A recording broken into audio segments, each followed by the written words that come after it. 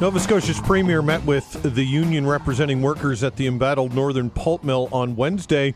The message was he thinks there might be a future, but only if it meets environmental standards. Joining me to talk about all of this is Lana Payne, Unifor Atlantic Regional Director. How are you today? I'm good, Todd, and you? I'm doing well. So really the whole crux of this, to my knowledge anyway, correct me if I'm wrong, is this looming deadline for the Boat Harbor facility. Because if, in fact, that's not extended, what's the future here? Well, I think before we even get to having that discussion, the company has a bit of work to do here, and we've been pretty clear with them that we expect, the areas that have been identified by the Environment Minister in terms of additional information and clarification that are required on their environmental assessment, that these things have to be done and done very quickly. The first thing that needs to happen is to be able to get, obviously some kind of approval here with that assessment in order for the company to get shovels in the ground and get the work started on this treatment plant. And once that's done, I feel confident we can find some kind of solution. But there isn't going to be a solution if we can't get the treatment facility built. That's the first stage. And, Todd, I think there's been a lot of debate in Nova Scotia about the environmental assessment process. Politicians have expressed their lack of faith in that system. Citizens have done the same. But if you look at what the department has done here, this is not a rubber stamp process. I mean, this company put in 1,700 pages of an application. It included not 7 or 8 scientific studies that had initially been requested, but 28. And now, as a result of the public consultation part of the exercise, they must provide additional information. Indeed, a lot of the additional items that they've been asked to provide, extra detail on was a result of that consultation. It wasn't things that necessarily the Department of Environment was coming up with. So I think we should be feeling pretty good that this is an assessment process that's working. And for the company's perspective, they need to get this work done as quickly as possible. I mean, our meeting with the Premier, I think, went fairly well in the sense that it gave us, as a union, and our members at Local 440 who work at the mill, an opportunity to be able to say, Premier, there's a lot at stake here. There are our members' jobs in the mill, but in addition to that, there are, thousands of jobs throughout the forest sector that depend on this mill. And I know that there are a lot of people that want to isolate this and say, it's just about those 240 or 330 jobs at Northern Pulp. That is not the case. This is a highly integrated sector in Nova Scotia. It's the third biggest economic generator for the province. And we have to be able to find a solution here that protects those jobs, that protects the environment, and that respects First Nations. And our union has been very clear from the beginning, these things can happen. This kind of balance has had to have been found in jurisdictions all over the country, and there's no reason that we can't do the same here in Nova Scotia. And, we also, obviously, as you're probably aware, we had meetings in addition to with the Premier with the head of the provincial Progressive Conservative Party, Tim Houston, and some of his caucus members.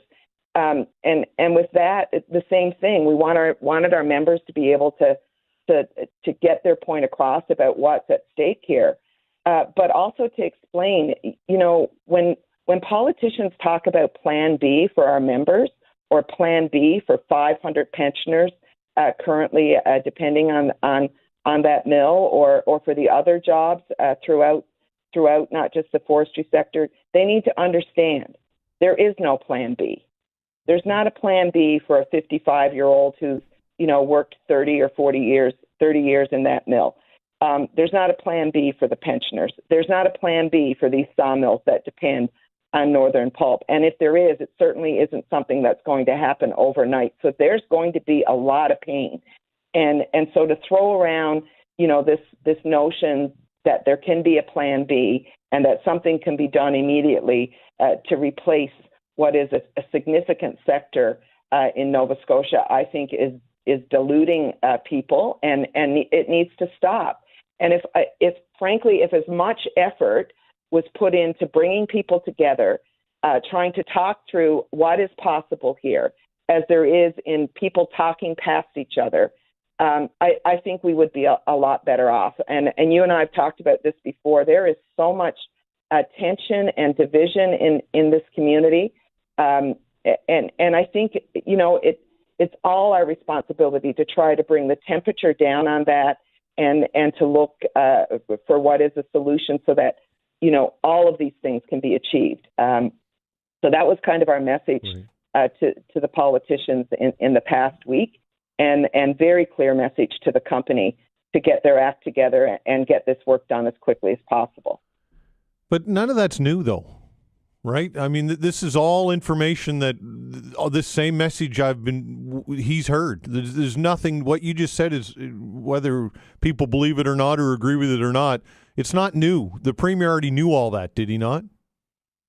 Well, I don't know what he knew or didn't know. I do know that he expressed a concern about these jobs, and I mean, he has to know the significance at this point of how integrated this sector is, and the number of communities that are touched by the forest sector. So there's a lot of pressure right now, Todd, on these politicians to be able to find some kind of a solution here. But as I said, the first step, nothing can be done until the company meets the environmental assessment process. So from our point of view, we're saying, look, company, get this done so that we can at least get this part of the process completed. The treatment facility is a necessary step, and without it, the deadlines, none of this other information matters. This is what has to be. This is the next step in the process.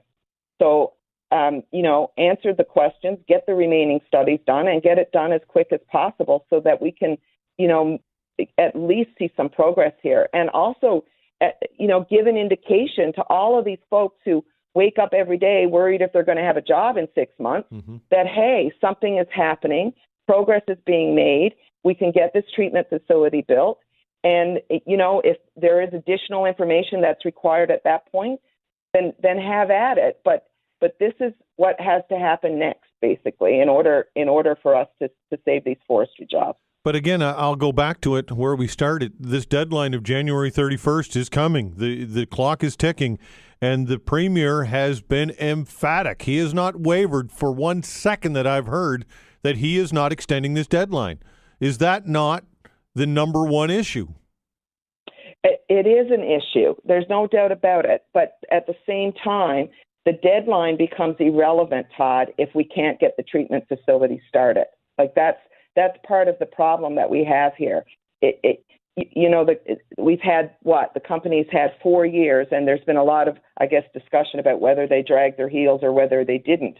If you look at the amount of just sheer material that's required to be able to do a project of this size, I mean, we're not talking about building some kind of small project here. It's $120 to $150 million endeavor that has to be undertaken. There's a lot of work that goes into that. And while I wish some of the early stage of the work had to start earlier, we are where we are.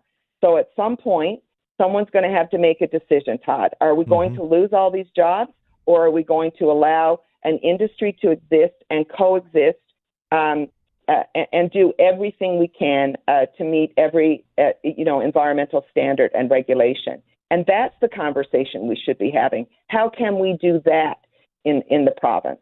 And but right now there's pressure on the company. They've got to get this work done. Interesting. Thank you for your time. I appreciate it. We'll catch up again soon. Thank you, Todd. I appreciate it too. Take care, Lana Payne, Unifor Atlantic Regional Director. And I'll say, you've got a thriving, I'm assuming, business here. There's no public money going into this at all. This industry is completely self-sustained. Huge global company. Really, really good paying jobs with a big economic footprint throughout the province, and the Premier appears to be willing to die on that hill. I'm very surprised that they're not going to buckle if they don't. And you just get the feeling, I don't know why, but there will be some type of last-minute reprieve for this company. I just get that feeling that Boat Harbor extension will come. I don't know why, but I get that feeling. I know if I worked there, obviously, then it changes everything, doesn't it, right? If you're impacted by it. Anyway, we have an open hour. Now's your opportunity to have your say. I'm sure there's lots of things we can get to.